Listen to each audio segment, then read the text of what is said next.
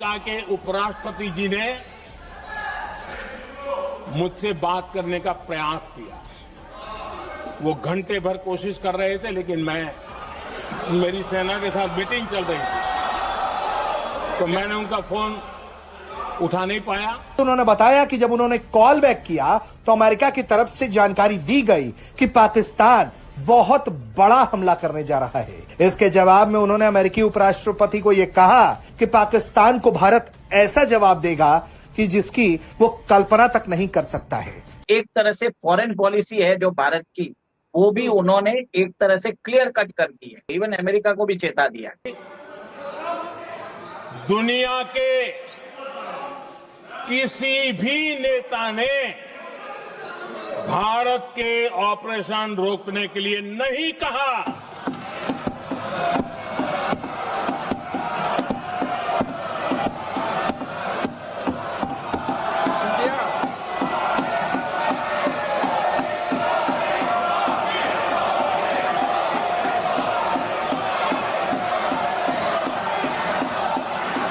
उसी दौरान बहुत मेहरबानी। तो इंडिया के साथ चाइना जैसी कंट्री टक्कर नहीं ले सकती, ठीक है, हम लोग नहीं ले सकते, मालदीव नहीं ले सकता, तो उनके साथ अमेरिका, मतलब कि अमेरिका जैसे सुपर पावर भी नहीं ले सकती, ठीक है। कि इंडियन लोगों में ना सबसे जो अहम चीज है, मुझे ये लगता है कि उनमें यूनिटी है। लेकिन जहाँ पर यूनिटी की बात आ जाती है, वो सारे लोग मिल जाते, चाहे वो चीजों का बाइकआउट हो, चाहे वो किसी कंट्री का हो, चाहे वो लड़ाई का बाइकआउट हो, तो वो सारे मिल जाते हैं। और यही इंडिया की मैं बोलूंगी सबसे बड़ी पावर है, जिसकी वजह से हर कंट्री डरती है कि यार अगर इंडिया के लोगों ने बाइकआउट कर दिया तो हमारा क्या। सभा में भाषण अभी अभी खत्म हुआ है और जिस तरह से उन्होंने कांग्रेस और पाकिस्तान के रिश्ते की धज्जियां उड़ाई है, मुझे लगता है कि कांग्रेस तो सदमे में चली गई होगी, लेकिन पाकिस्तान में बैठे आका जो है, खासतौर पर मुनीर जैसे लोग, उनको भी सदमा लग गया होगा कि भारत अब जब भी कुछ आतंकवादी घटना को अंजाम देंगे वो भारत में, तो गोली का जवाब गोले से मिलेगा।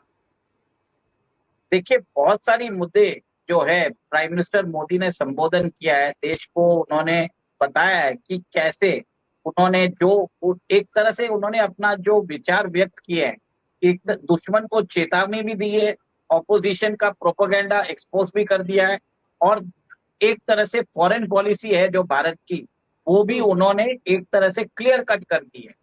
सबसे बड़ी बात है कि उन्होंने इंडस वाटर ट्रीटी की बात की कि उसको अवेंस में रख दिया है, और कैसे उन्होंने बताया कि 80% जो पानी है वो पाकिस्तान को जाता था, जिसके कारण देश के अंदर किसानों को बहुत ज्यादा तकलीफ होती थी।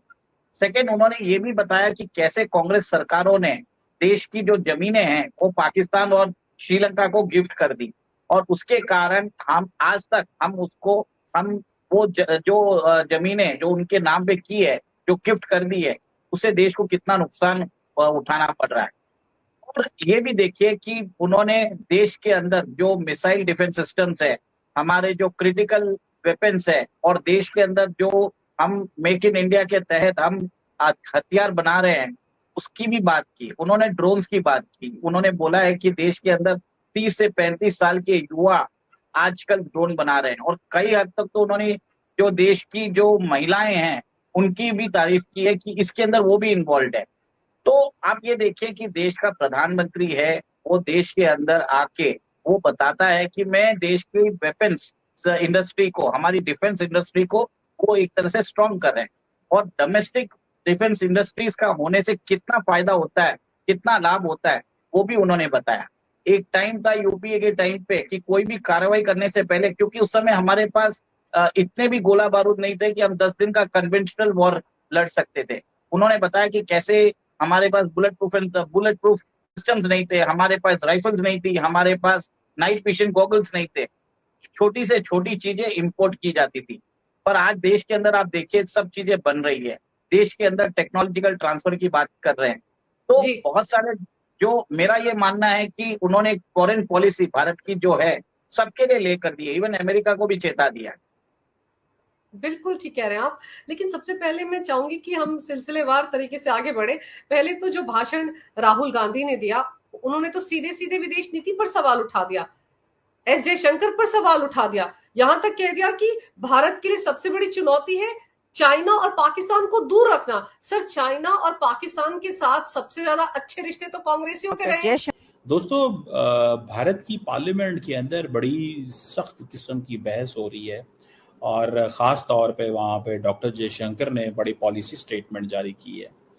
और इस पॉलिसी स्टेटमेंट को अगर आप ये देखें तो वो ये कह रहे हैं कि जनाब, हमने कुछ कवानीन बना दिए हैं कि अब हमने इन कवानीन को जो है वो फॉलो करना है। मैंने वो वीडियो उनकी देखी है, आप भी सुनिए कि वो क्या रहे हैं और फिर इसके ऊपर बात करते हैं कि वो जो कुछ उन्होंने कवानीन तय किए हैं पाकिस्तान के हवाले से। I want, sir, to conclude by saying this. The challenge of cross-border terrorism continues. Cross border terrorism continues. ये कोई चैलेंज पाकिस्तान के लिए नहीं है, ठीक है। पाकिस्तान सिंपली इसमें एक चीज कहता है, भाई ये आपका इंटरनल मसला है कश्मीर का, इसमें हमें ना घसीटो। मैनेज कश्मीरीज, आप कश्मीर को डील करना चाहते हो दिल्ली से, आप करो। हम कश्मीर को वेपन्स नहीं बेचते, ना कश्मीरियों को वेपन्स बेचते हैं। ये माजी में एक रियलिटी थी जब अफगानिस्तान का जहाद था और उस तरह पाकिस्तान, और अगर पाकिस्तान भेज रहा है तो आप, for example in case India ये कह रहा है, तो आपके पास सारे का सारा बॉर्डर है, आप बॉर्डर क्यों मैनेज नहीं कर पा रहे? जब वीजा नहीं मिल रहा तो क्यों नहीं मैनेज करते आप बॉर्डर को? क्यों बॉर्डर को आप मैनेज नहीं करते?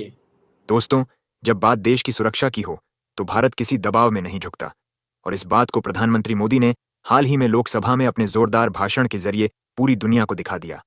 उन्होंने बताया कि 9 मई की रात को जब भारत की सेना ऑपरेशन सिंदूर के तहत एक बड़ी कार्रवाई की तैयारी में थी, उसी वक्त अमेरिका के उपराष्ट्रपति लगातार कॉल करने की कोशिश कर रहे थे, लेकिन पीएम मोदी उस समय सेना के साथ महत्वपूर्ण बैठक में व्यस्त थे और कॉल नहीं ले पाए।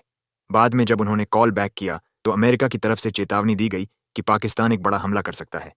इस पर प्रधानमंत्री का जवाब साफ था, अगर पाकिस्तान ऐसा कुछ करता है तो उसे इसकी बहुत भारी कीमत चुकानी पड़ेगी, क्योंकि भारत अब गोली का जवाब गोले से देने के मूड में है।